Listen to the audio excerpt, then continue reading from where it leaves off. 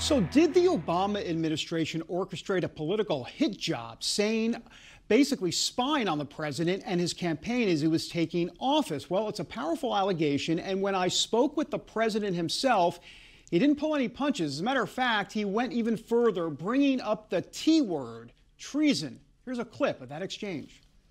On Obama and the spying situation, this idea that they were spying on your campaign, you've been asked before about what crime he would have potentially committed. But I remember you talking to treason. Well, that's what I was going to ask you. It's treason. Look, it's treason. Okay.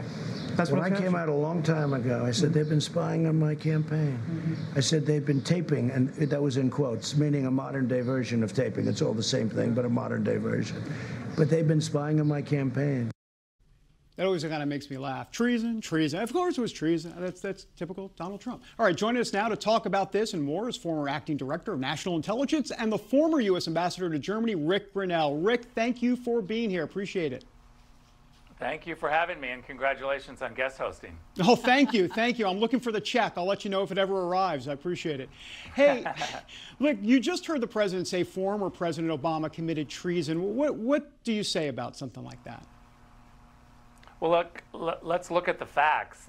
What we have now come to realize after looking at classified information that was declassified, by looking at emails that Susan Rice sent to herself on Inauguration Day, is that this time period between Election Day and Inauguration Day, when we are supposed to be having a peaceful transition of power, we now know that the Vice President of the United States, Joe Biden at the time, was in January, just weeks before the election, looking for information, manipulating intelligence, and now we also know that some of that manipulation, political manipulation of intelligence, was leaked half-heartedly to reporters. And so I don't think that you can come to any other conclusion other than this past administration, the Obama administration, weaponized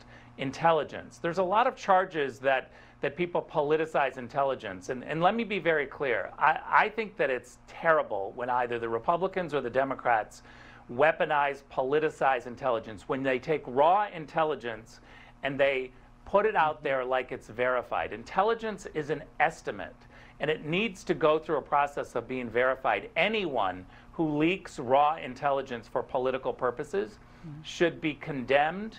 And if reporters take that information and somehow use it publicly, the people who provide that information are violating the law, and they should be punished. Real quick, Ric, he's implicating, though, of course, the President of the United States, saying treason. Is that over the line, or is that too much?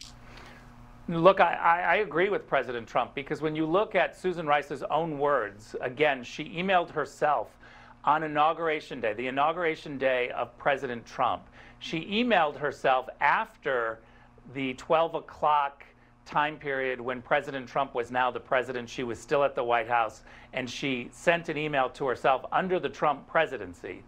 And she used words, again, emailing herself to almost redo history, to try to come up with a justification for why they just spent 3 or 4 months unmasking names, why we had these charges where they were talking about Russian collusion. Yeah. David, what we know is that all of these charges of Russian collusion on television, when these individuals were asked under oath, you can go to the transcripts, every single one of them under oath during the House Intelligence Committee meetings said, I don't have any evidence, I don't see anything. Right. So a public pronouncement is not the same as what they're saying under oath. Look, where I come from, outside of Washington, that's called lying. You know, speaking of the Michael Flynn case, you're the one who declassified the list of names from the Obama era, those seeking to unmask Michael Flynn.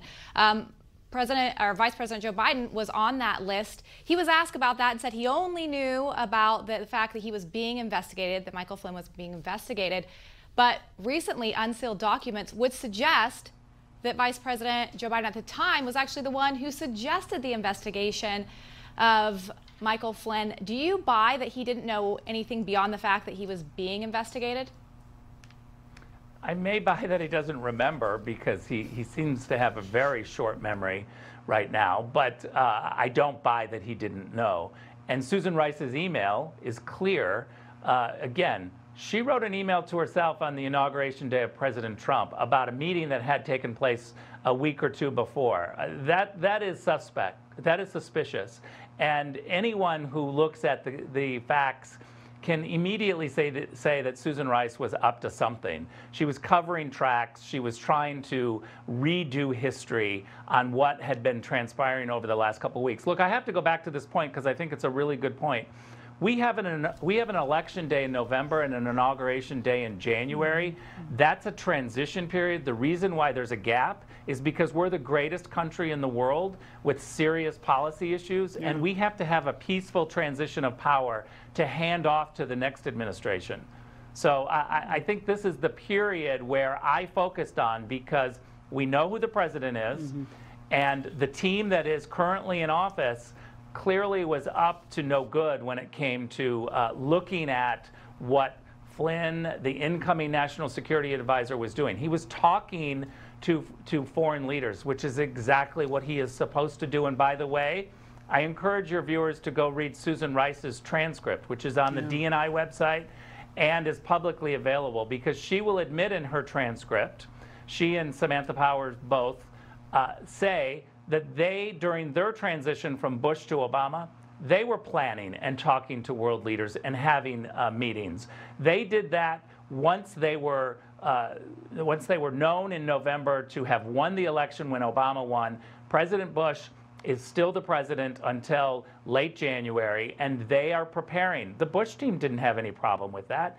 We know who the next president is. We're trying to have a peaceful transition of power. These are important transition periods, and we shouldn't have the administration that's in power surprised by the fact that the Trump team won, angry by the fact that the Trump team won, and then we find ourselves on Inauguration Day. Let me make one more point. Sure. On Donald Trump's Inauguration Day, 67 Democrats, 67, refused to go to the inauguration. They refused to have a peaceful transition of power celebration. And let me tell you, as someone who's worked at the State Department for 11 years, if that would have happened in another country, we would have condemned it. We would have said, stop being crybabies, stop being sore losers, go to the inauguration and show a peaceful transition of power. This is not the way the United States opposition party should be behaving. Hey, Rick, we got about less than a minute left, so good luck with this question on John Bolton. What was the relationship like that you had with him, and what did you think of the book when it came out? Do you see that as betrayal to this country, to this administration? Well, David, as you know, I served at the UN for 8 years, worked for 4 different ambassadors, and John Bolton was there 1 year of my 8 years, and I got to work very closely with him during that 1 year. John was somebody who I thought was going to focus on the fact that whoever is the president of the United States gets to make the policies. But clearly when he was national security advisor, whether it was Iran, North Korea, Venezuela, or Kosovo, Serbia, which are issues that I work on very closely, he did his own policy. He had his own ideas, and they were opposite of what President Trump wanted. And so I think that the onus is on him to explain why he was undercutting the president of the United States. I haven't read the book, but I think it's shameful for him to come out and do all of this talking later on. And he should have spoken up, and then after speaking up and stating his position, walked out of the Oval Office and implemented the President of the United States' policy. Ric Grenell, great conversation, great insight. Really appreciate you joining us here today. Thank you so much. Thank you. You just watched Newsmax TV, America's fastest growing news channel, now in 65 million homes. Get Newsmax TV on all the major cable systems, or go to newsmaxtv.com and click on the Find Newsmax tab to locate us. Remember, Newsmax TV, we're real news for real people.